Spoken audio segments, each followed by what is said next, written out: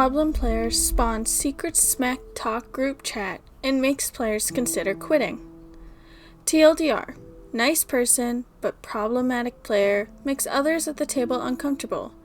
They have serious main character syndrome and don't respect boundaries, spawning an out-of-game secret smack-talking group chat and make other players consider not joining new campaigns if they participate. I've been sitting with this for a while, not sure how much of a horror story this is, but it makes me uncomfortable and I'm not sure how to handle it. This story involves two separate 5e campaigns with mostly the same roster of players but different DMs. One is a mini-campaign homebrew in a summer camp setting where we all play campers or counselors, and the other is a years-long run-of-the-mill high fantasy. We'll call them Campaline and Hyrule Ripoff. The relevant people are as follows. Names are changed in case. Me, Milo, B, Crystal, and Eros. Milo and B are the two DMs, and Eros is the problem player in question. Since day one in the Hyrule Ripoff campaign, Eros has been loud, controlling, and front and center. They created a monk with a lot of rage and a very traumatic backstory, and took every opportunity to shift the focus to their character. Our games are roleplay heavy, and we try our hardest to give everyone an equal chance. But it seems like DMB completely ignores this rule for Eros. A bit of backstory. Eros, Milo, and B, Hyrule's DM, have been friends since they were in middle school. We are all now in our mid to late 20s, and according to Milo and B, Eros has changed very little. Boy, does it show. At literally every opportunity, Eros would take it upon themselves to share their monk's internal monologue. They also would take up almost every NPC interaction and ask about things relating to solving an issue in their backstory, rather than learning about our guests.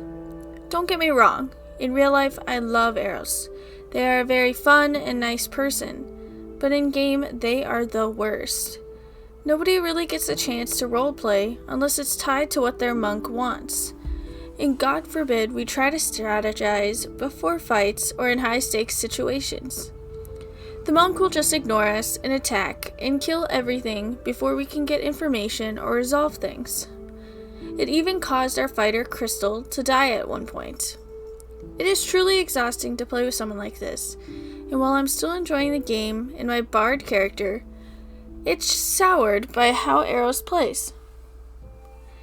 This annoyance started to bleed into the game, specifically for Milo. He started picking fights and yelling at the monk. While it was roleplay, it was also truth. Some pretty mean stuff was said, and I definitely didn't do anything to stop it, because it was just nice that for once all of the attention wasn't on Eros. Normally, I'm a very bubbly, talkative person. But playing with Eros made me feel afraid to actually roleplay my bard the way I wanted to. The monk just took up so much space. Eventually, I got a text from a separate group chat that was just Milo and Crystal. Milo was pissed. He starts venting about Eros, and then says that we're to blame, too, because Crystal and me aren't role-playing enough or pushing it back against Eros. He was mad. Please do not come for Milo. He is my bestie, and I'm not angry at him. I get his point. He said that if Crystal and I became more forceful, the game would constantly revolve around Eros. At this point, I honestly kind of dreaded having to play, but I loved my character and my in-real-life friends. We all considered quitting the campaign because it was just so discouraging. None of us really felt joy while playing. The next session, I did what Milo suggested. I got louder, more bubbly, and insistent. I had my bard speak up and say that the monk was a jerk, and that if he wanted to help us resolve his backstory, then he needed to be a team player and be more democratic. It seemed to work, and things got more even. While the monk isn't the main character anymore, he's still an altogether unlikable PC who all the other players and PCs hate. Eros has gotten better in Hyrule Ripoff, but things weren't so smooth in the campaign either. In this game, Eros plays a 12-year-old rogue with, you guessed it, an attitude problem and disdain for authority. Didn't start off bad, but once again, everything started to revolve around the child PC. But this time, Milo was the DM, so he squashed that real quick. The main issue this time was despite Session 0 laying down ground rules, comfort zones, Eros didn't abide by them. They made a lot of inappropriate and uncomfortable jokes. It made me feel really weird and upset. Eros would make lots of jokes about in-real-life trauma at the table, treating D&D like therapy. I'm all for going to therapy. Hey, I'm a counselor. But D&D isn't therapy, and a lot of the stuff they blurted out was triggering for me and my own traumas. In our closing session of campaign, Eros took up so much space, no matter how much Milo would steer us back on track. Obviously, we had a huge final boss battle, and things were scary, and we almost died, but our characters succeeded. Eros made it a point to keep talking about how, because their character was 12, she was incredibly traumatized. They went into detail about how in the epilogue the kid goes into residential treatment for being suicidal and having an eating disorder and self-harming. It was incredibly triggering for me, and it made me angry, because the night before, in real life, I had a very emotional conversation with Eros and friends about my partner who died by suicide 3 years ago.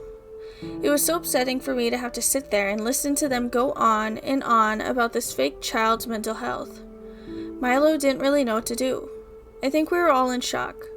We all got our own little character epilogues, and Milo tried to make it lighthearted, but I was struggling.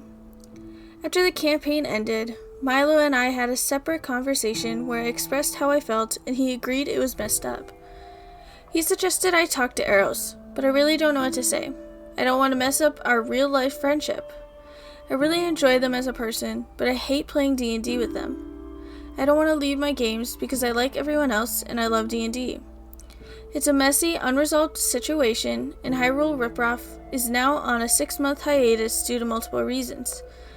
I've since been invited to play in other campaign Crystal is running, where we'll all be playing villains, and it sounds so fun. But if Eros is in the campaign, I'm not sure I can do it. I don't want to miss out on a really fun game, but I also don't want to mentally torture myself just to play and hang out with my friends. We still smack talk Eros' roleplay and PCs regularly in the secret group chat. Like, I know it's not a mature, healthy approach, but Eros is a very fragile person, and I fear actually talking to them about their behavior would cause them mental health issues. Makes me feel bad, but I know that you can't play therapist to your friends even if you are a counselor. So I vent about it in a secret group chat, and now I'm venting on Reddit. I hope this doesn't come back to bite me. This is the time where you really need to talk to your friends and tell them exactly what's going on. It seems like Eros has a lot of mental issues that he's venting with D&D, and yes, D&D is not therapy. So maybe ask them how they are, and instead of making a group chat and talking crap about them, talk to them as adults, because that's what you are. You're adults. Start kind of acting like them. And that's all I can really say, because they need to talk to them. And for all you know, maybe Eros isn't a true friend, and maybe it's time to leave them behind. But anyways, let me know what you think down in the comments, and I'll see you next time. Bye.